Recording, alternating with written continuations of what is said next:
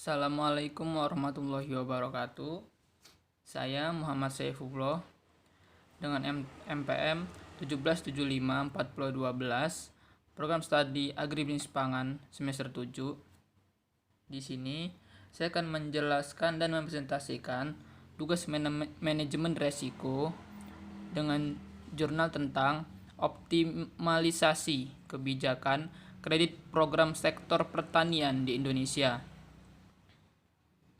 Dahuluan, pengalaman krisis moneter pada tahun 1998 telah menyadarkan semua pihak bahwa sektor pertanian memiliki peran strategis serta andil yang sangat besar sebagai mesin penggerak, peredam gejolak, dan penyangga perekonomian nasional.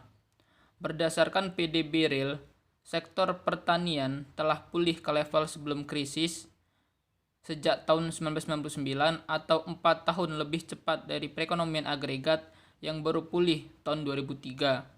Sektor pertanian juga menjadi kunci untuk pengentasan kemiskinan, ketahanan pangan, dan penyedia lapangan kerja. Departemen Pertanian 2004.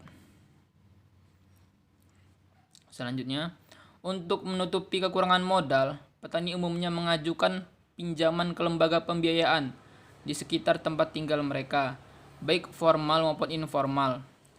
Kredit formal dapat berupa kredit program dan kredit non-program, kredit komersial. Kredit program umumnya terkait dengan pelaksanaan program pemerintahan, misalnya KKP.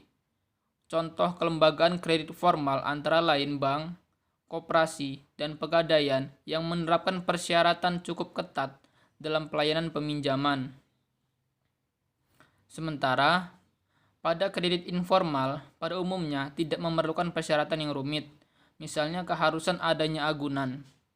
Pada pasar kredit perdesaan, terjadi segmentasi pasar, karena masing-masing memiliki karakteristik yang khas. Penelitian Mai Rowani et al.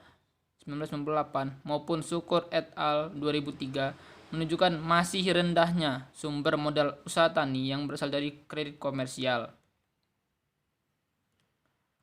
Selanjutnya, pengalaman menunjukkan peranan kredit pertanian sangat penting dalam pembangunan sektor pertanian.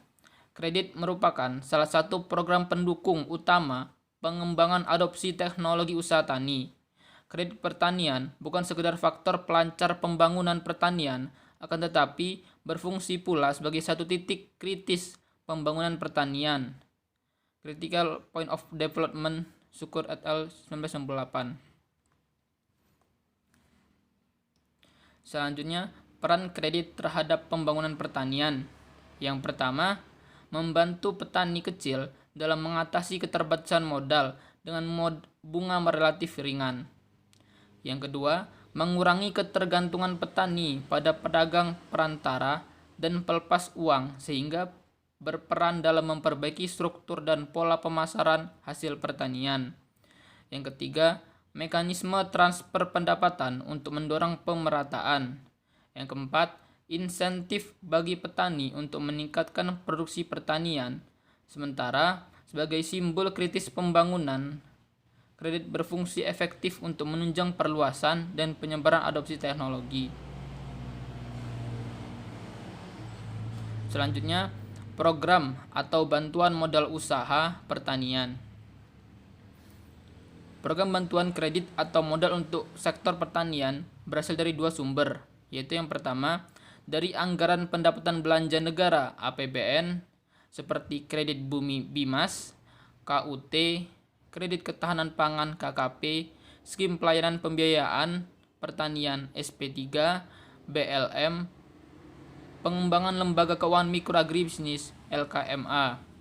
Yang kedua, proyek bantuan asing, baik yang merupakan hubungan bilateral seperti second Kennedy Round SKR maupun dari kerjasama multilateral seperti program peningkatan pendapatan petani atau nelayan kecil P4K.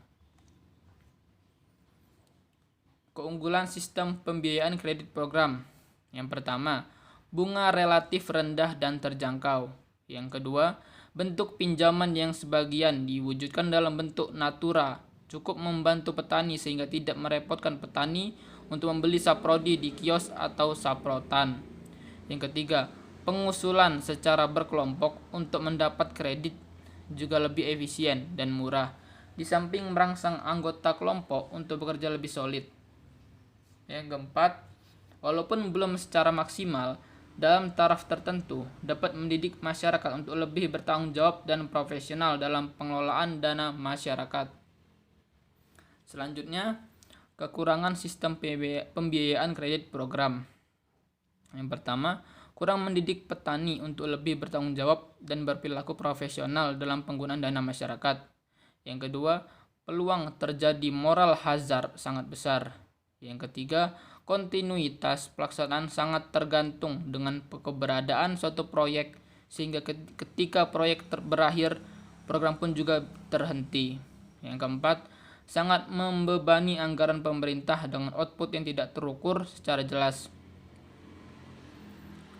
Jadi, solusinya adalah yang pertama, tahapan-tahapan usaha dan pengalaman berusaha dari penerima program agar tidak salah sasaran, sehingga perlu membuat segmentasi target dan program yang relevan.